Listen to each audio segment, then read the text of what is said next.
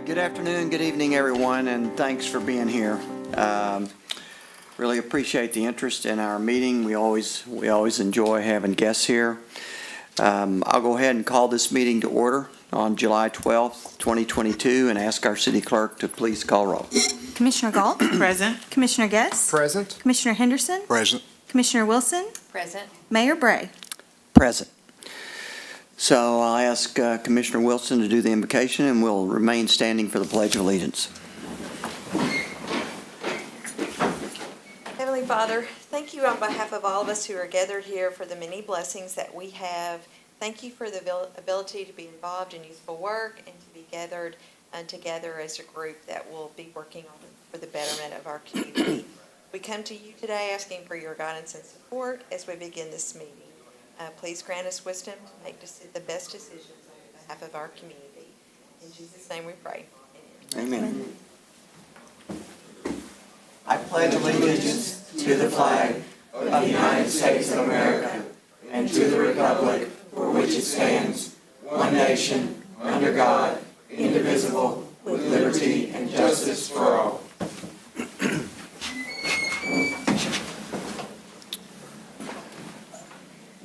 City Manager, are there any additions or deletions to the agenda? Mayor, none this evening. Okay. All right. First up, we have a presentation by Roe Morse to talk about Robert the Invisible. and Robert the Invisible. Let's see. Let me see if he's on his way up here. He should be here. We can flip-flop you. We can. No, it's okay. Okay. You know what? That might be a really good idea because he was coming straight from the wall, and the house they're in, there are 4 muralists that share one shower. So they may be backed up, and, you know, it may be taking them a while. Okay. So, would that be all right with you? Yeah, sure. Okay, great. Let's. We'll let Chief Kyle come up and do an introduction of a new employee.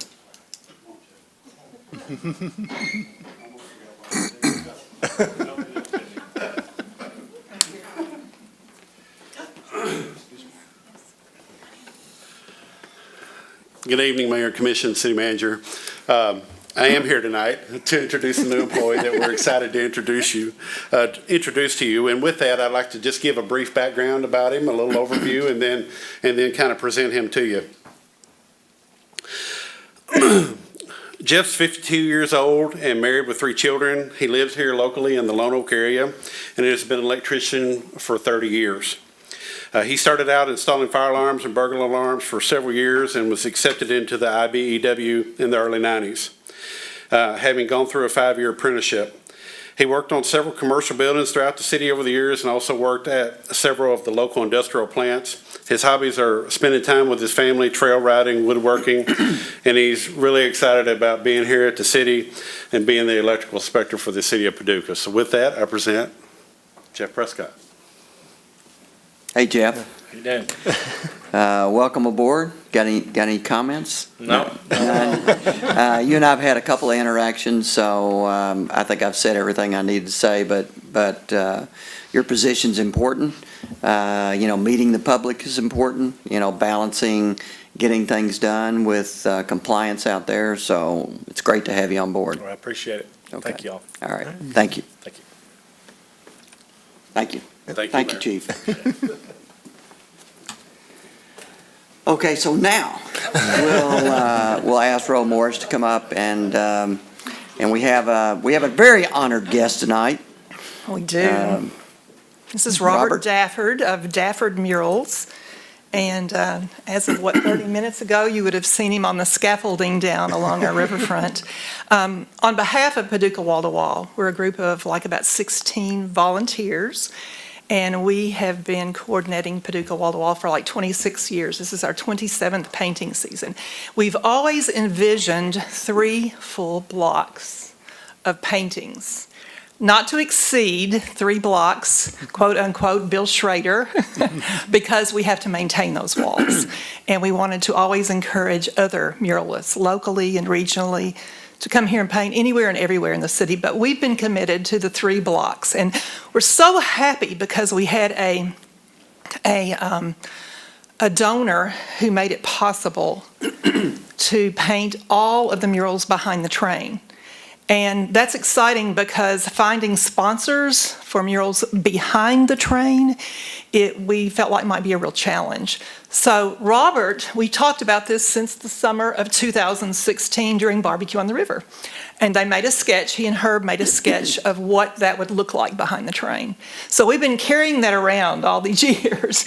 And this year, everything came together. I talked to Dr. Reese at the college about, because I knew that Robert was finally to where he would teach a workshop, his technique and how he paints, and he agreed to do a workshop in conjunction with our city and the college. And Dr. Reese was right on board, set up a meeting with his powers to be immediately, and that was about this time last year. And Robert's going to tell you about the workshop. He's going to tell you things that I don't even know, but I'm probably going to learn some new things here in a few minutes. But we're very honored. We thank you for your support, your continued commitment year after year for maintenance. We continue to sell merchandise and do all kinds of crazy things to earn money for maintenance. And we just want to thank you because this is the city's project. Robert, take it away. Thank you. Well, thank all of you for your support and everyone in the city that likes this project. We really like working here. It's been great. Everyone's so welcoming and helpful. We talked for years about the possibility of teaching a Dafford Murals master class in mural painting. 2 or 3 actually aims there, one being to spread the knowledge of what I know, but also to look for new apprentices. I'm having a hard time finding young people that are interested in this. There are a lot of young people who come from the street art movement who using spray cans, and some of them are really good, but they're making products that don't last. And what I teach has to do with the construction of the things so that they'll last. You've seen some of the ones that are 20, 25 years old have some cracking and splitting, and we repair them, which you generously help us do, keep them maintained. What young people are doing now aren't going to last 10 years, and it bothers me to see so much of that being done. We did locate several artists who are capable of working with us. The way my workshop was designed, there was lectures, there was studio work, and then we went out on the wall. Because that wall is 200 feet long, the section we're painting now, it's as long as 10 other murals. That's a lot of work. It took several weeks for Miguel and Mark to thorough-seal it. I don't know that I've spoken to some of you a couple times over the years, but you have to water blast the wall. It's got 50 years of dirt and automotive, particularly diesel carbon deposits. They repel paint, and it's also gritty, sandy, pitted. We water blast it, we coat it with Thorough-Seal, or now called Tamo-Seal. It was a below-grade concrete cementitious thing made to stop water movement. We use that, it smooths and seals. We had the students help prime about 100 feet of it, then we top coat it. Then we put color coats on each panel. Then we put a second layer of color coat. Then we start designing, and the students helped us. I had taught them how to use scale measurements to go from our drawings to the wall, how to blow up there. The drawings we got, I should mention, came from Jack Johnson and the Railroad Museum. Furnished us with maps of the railroads that show the main path of the City of New Orleans, the train that went from New Orleans to Chicago and from Chicago back with Paducah in the middle. That was Roe's idea. What if we take that slice of America and lay it out along those 10 panels? Well, we had to do a little bit of finagling to make it fit, one of which has Paducah right in the middle with your old depot and a number of other details. So we got the students to help us do the priming, the clear coat, the sealer coat, and the color coat, and the second color coat, and laying out. And in the manner of old historical maps, each state is a little bit different color, like you used to see hand-colored maps of the United States, well, of the world, borders. And then we've laid out the tracks, and we've laid out Lake Michigan and the Gulf of Mexico. and have started doing all the depots and stops between and outlining the city of New Orleans. And that's coming along real well. So the two of the students they're not students, they're grown people. They've painted a lot of their own murals. They took the workshop to try to learn more about what I do, and a lot of what I talked about was construction for longevity. But they have come back and worked with us a couple of times, and some of them have potential. I mean, they all have potential as muralists. Obviously, they've done their own murals in their own cities, but they have potential to travel with me and help me on other projects also, and to work their way into the long-term maintenance of these murals. Herb and I have painted with, I don't know, 100 artists. I've probably taught 5 really serious artists in the last 50 years, and we've yet to find anybody truly as good as we are, if I can be so blunt. The few artists I've known around the country and from other countries that are muralists that do what I do, who are as good as me, are not interested in working for me. They have their own things going. People in our category have their own world, and also slight different ways. I am completely bent towards community service. I like this kind of a project. I like getting to know everybody. I like being a part of the community. The work we're doing reflects who you are, not who I am. So that's really important to me. That's another thing that's hard to find anymore. So we're working at that. The workshop was to do that. The mural, as I said, the workshop's been over, but we have progressed. I'd say we're about 60-70% done to do 200 feet, 10 panels in 5 to 6 weeks. I think is pretty remarkable. If you come down behind the train and visit with us, we'll show you specifically what we're doing, what our intentions are.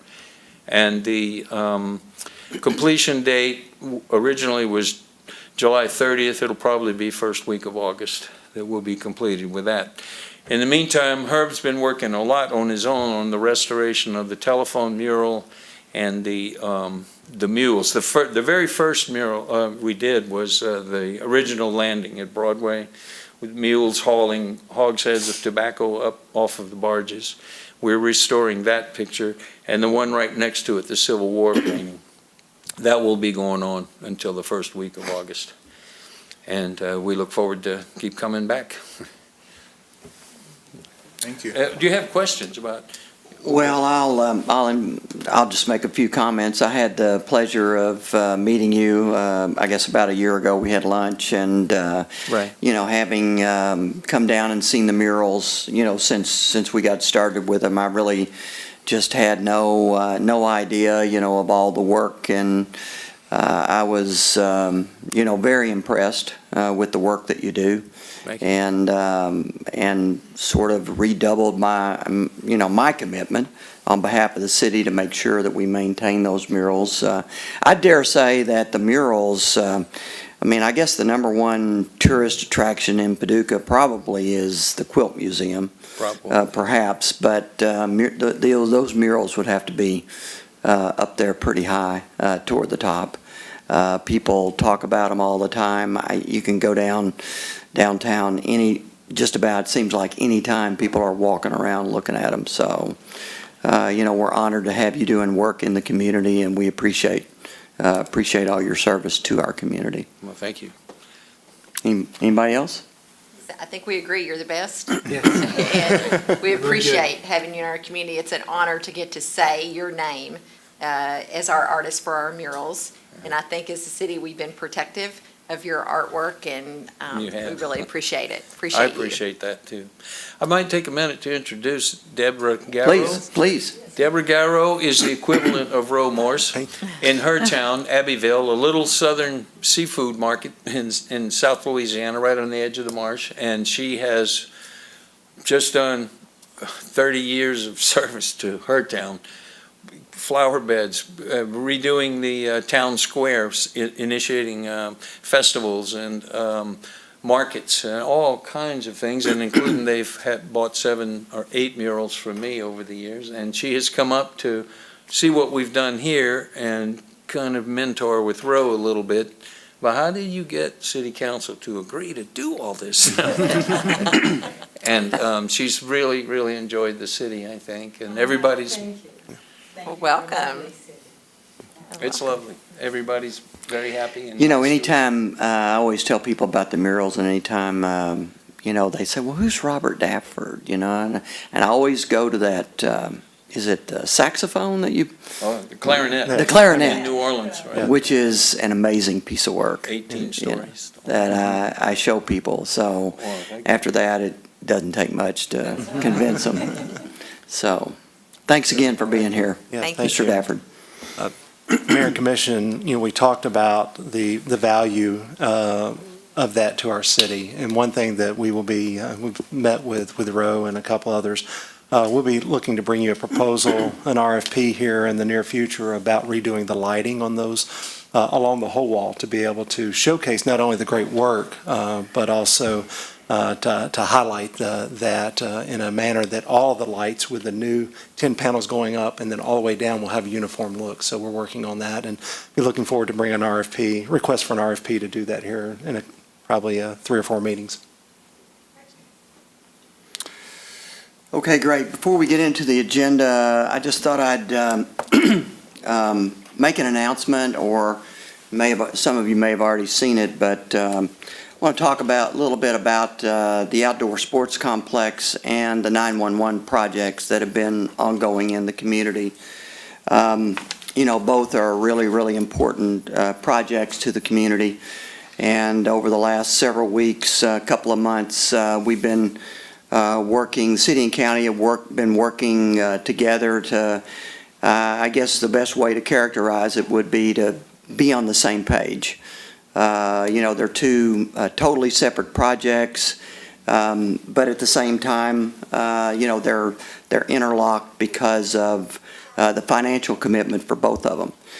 And I think the city has been hesitant to move forward and has been working with the county judge executive, Judge Clymer, and the county commissioners.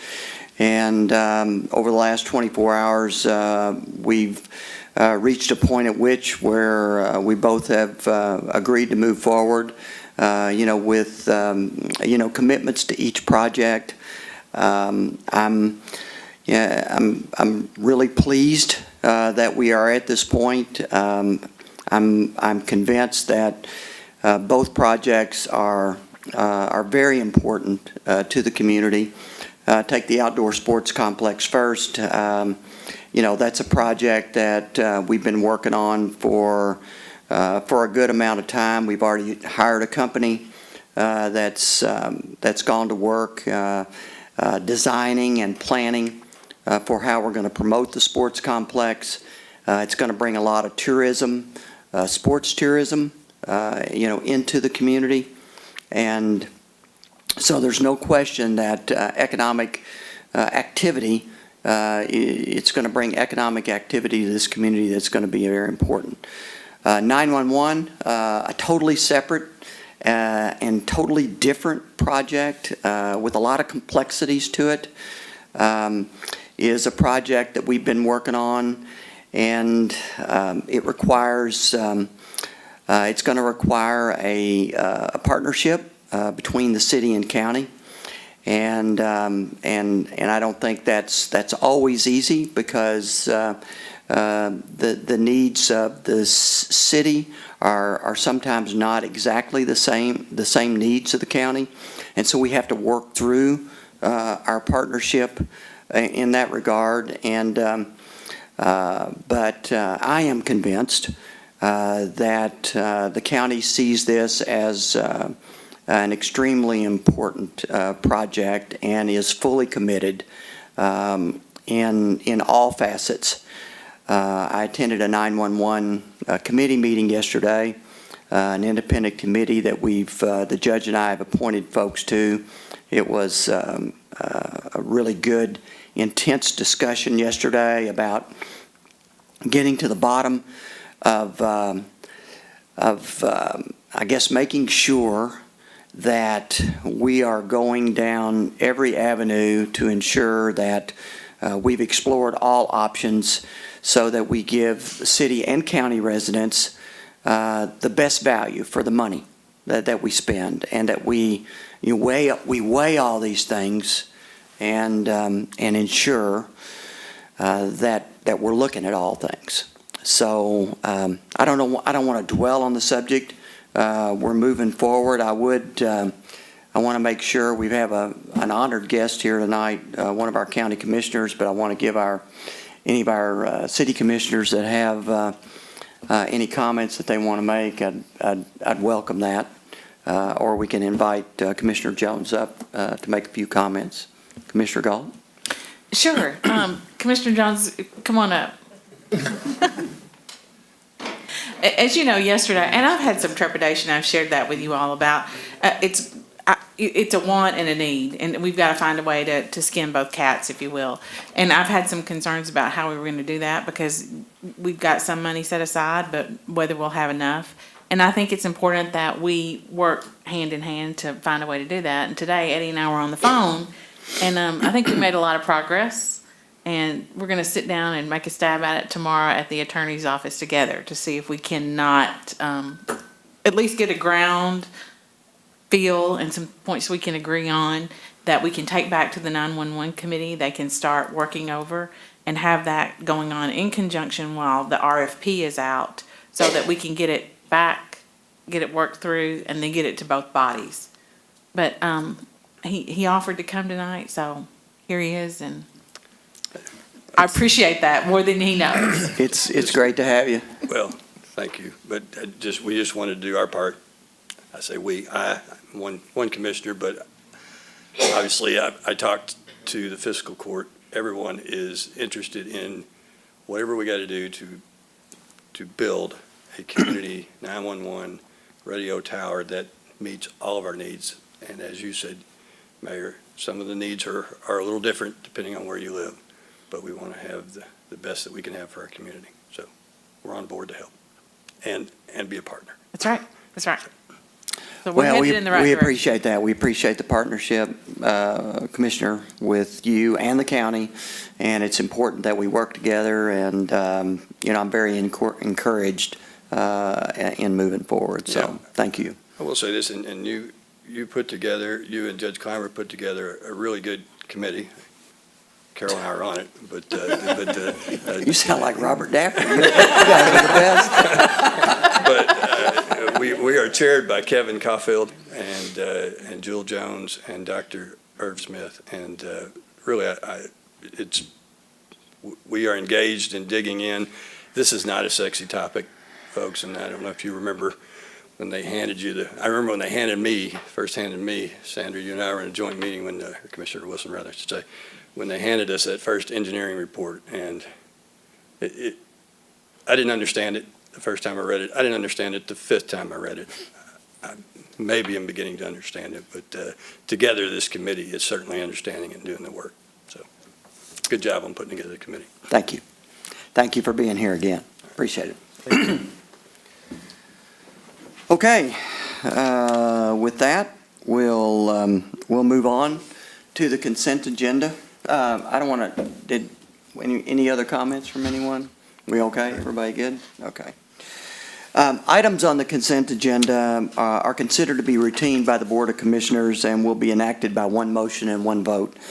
There will be no separate discussion of these items unless a board member so requests, in which event the item will be removed from the consent agenda and considered separately.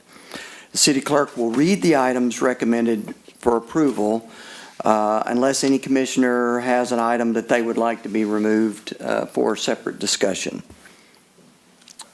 Okay, then I'll ask the city clerk to go ahead and read the items recommended for approval. Approve minutes for the June 28, 2022 Paducah Board of Commissioners meeting. Receive and file documents. Reappointment of Melanie Nunn to the Municipal Housing Authority. Said term shall expire July 22, 2026. Reappointment of Christopher B. Jones to the Tree Advisory Board. Said term shall expire July 26, 2026. Appointment of Pamela Teves Manny and Bruce Carter to the Civic Beautification Board to replace Debbie Long and Trish Hines, respectively, who have resigned. Said term shall expire July 1, 2023.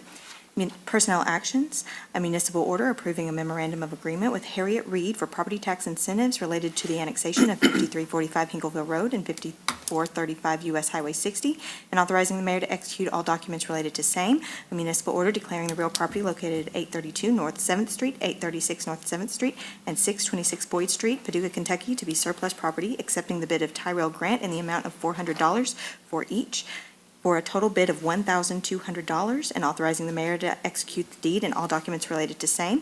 A municipal order authorizing the application for a 2022 program grant through the United States Tennis Association, USTA Southern, to conduct beginner and advanced tennis workshops in the fall of 2022, accepting all awarded grant funds and authorizing the mayor to execute all documents related to same.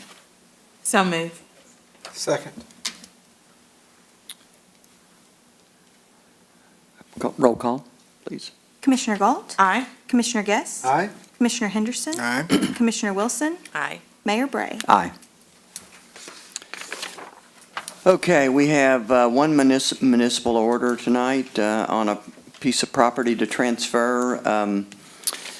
I'll let, Read it. okay, I'll let the clerk please read it first, and we'll talk about it. A proposed motion of the Board of Commissioners to adopt a municipal order entitled, "A Municipal Order Declaring the Real Property Located at 4524 Buckner Lane to be surplus property, transferring the property without compensation to the McCracken County Humane Society, Incorporated, and authorizing the mayor to execute the deed and all documents related to same." So moved. Second. Mayor and Commission, this item is in reference to the piece of property that was gifted to the city a number of years ago, and the city has maintained it as green space. As part of the will that gifted this, there were certain restrictions placed on the city of how it could be utilized, and those restrictions primarily made it like a passive park with limited access, limited ability to construct any hardscape on the property, and a prohibition against designing any parking on the property for usage. This has been on the city's books for a number of years, and it's been talked about for a number of years. And one of the first things that the mayor asked me to participate with him was a meeting last fall.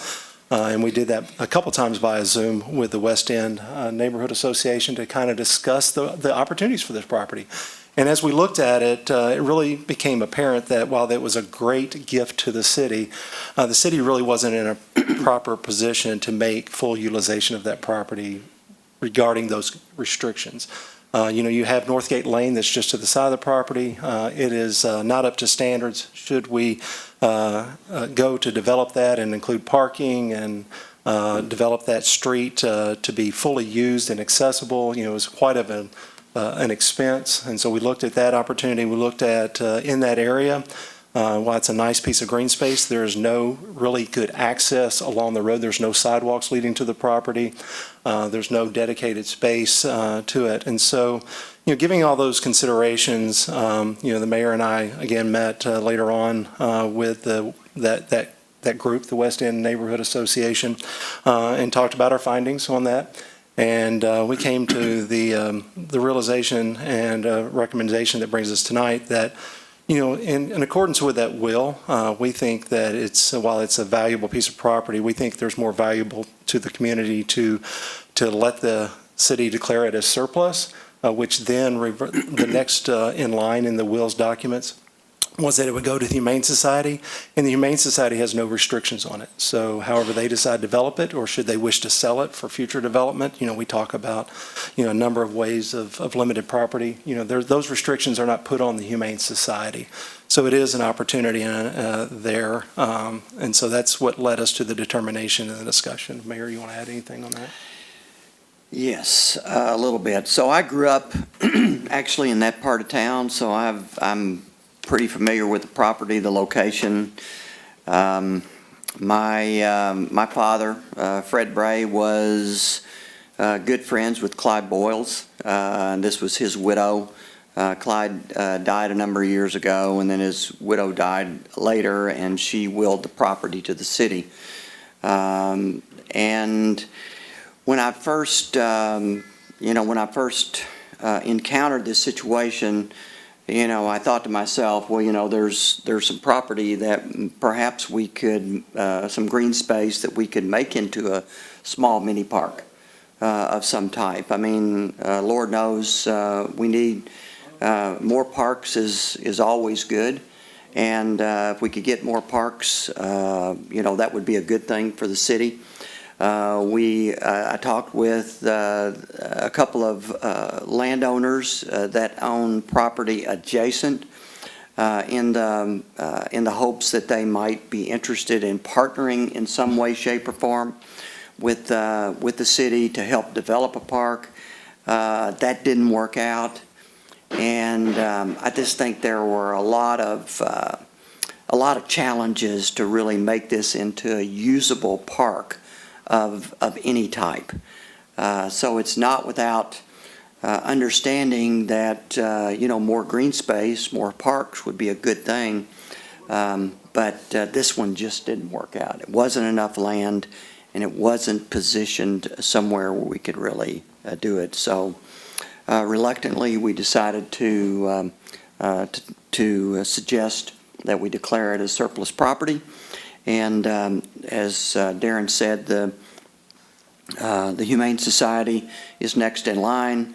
The donor had an affinity for animals and the Humane Society, so I think it's going to go to a good cause. Humane Society, I'm certain can use the revenue, the money that they get for it, and perhaps at some point in time, the land can be developed. It's in an ideal spot in town for development, but we're not in control of that. Somebody else is. So we'll just have to see how that plays out. This is one of the first things that was presented to me after I was elected. I actually heard about it, during my election.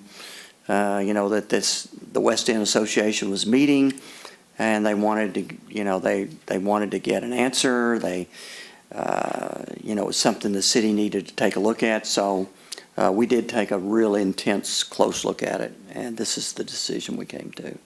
So that's probably too much information, but.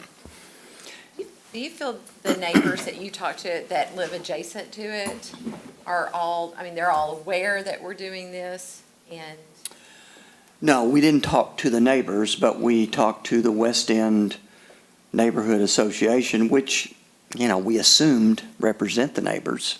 So, no, we didn't go door to door. no, I just meant if you told them.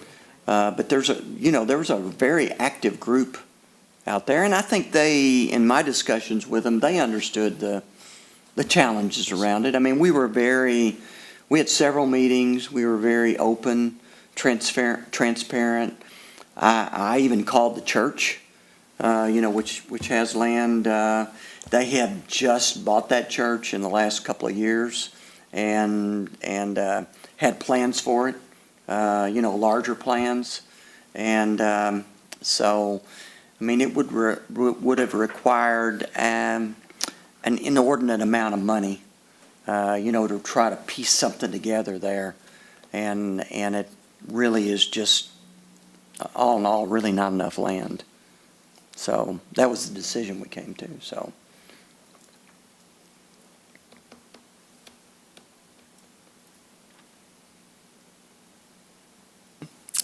Got a frown on your face. I do not. I'm just thinking it through Right. about, Right. I've always kind of wondered, could it just be a big, massive flower garden with wildflowers in there? But, that would have required a lot of upkeep too, and I don't know if that would even meet the guidelines. I know it's very restrictive. Yeah, it was a restrictive document. It was, people do what they want to do, but it's kind of a, it's a way not to write a will. So, but that's where we are. So I'll ask the city clerk to call roll, please. Commissioner Galt, Aye. Commissioner Guess, Aye. Commissioner Henderson, Aye. Commissioner Wilson, Aye. Mayor Bray. Aye. Okay, we have one ordinance to adopt, and I'll ask the city clerk to please read it.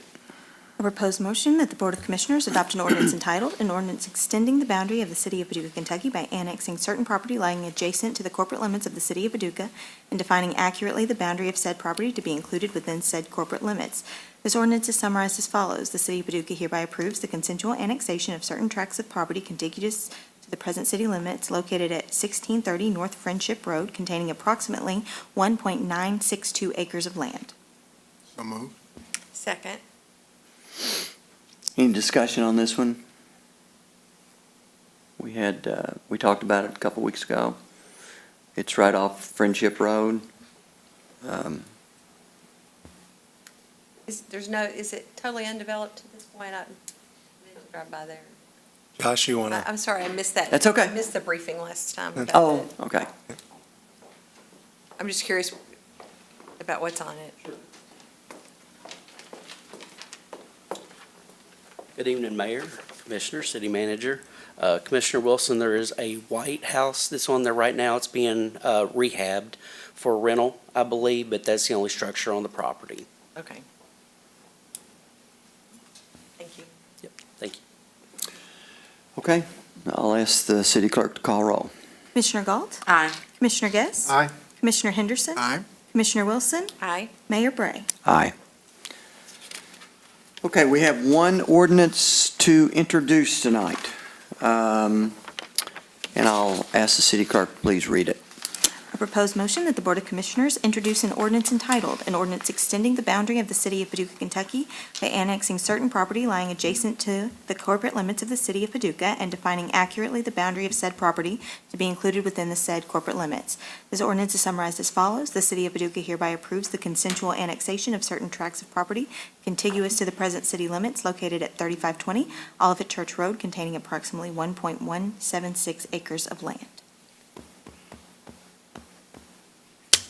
Okay. So moved. Second. I'm still reading it.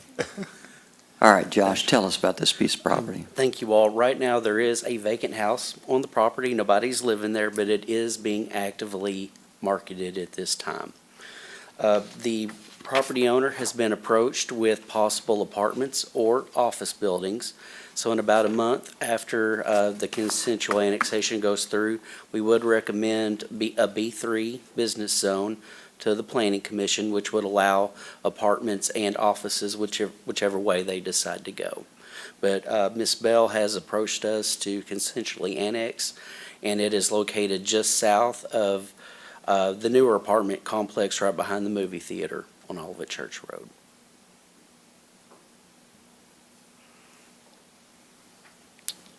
Anybody? Okay.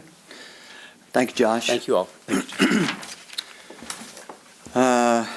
Comments, city manager? None this evening, Mayor. Comments from any of my fellow commissioners? Okay. With that, I believe we are headed into an executive session, so I'll ask the city clerk to please read the motion. A proposed motion that the Board of Commissioners go into closed session for discussion of matters pertaining to the following topics. A specific proposal by a business entity where public discussion of the subject matter would jeopardize the location, retention, expansion, or upgrading of a business entity as permitted by KRS 61.8101G. So moved. Second. Commissioner Galt? Aye. Commissioner Guess? Aye. Commissioner Henderson? Aye. Commissioner Wilson? Aye. Mayor Bray? Aye.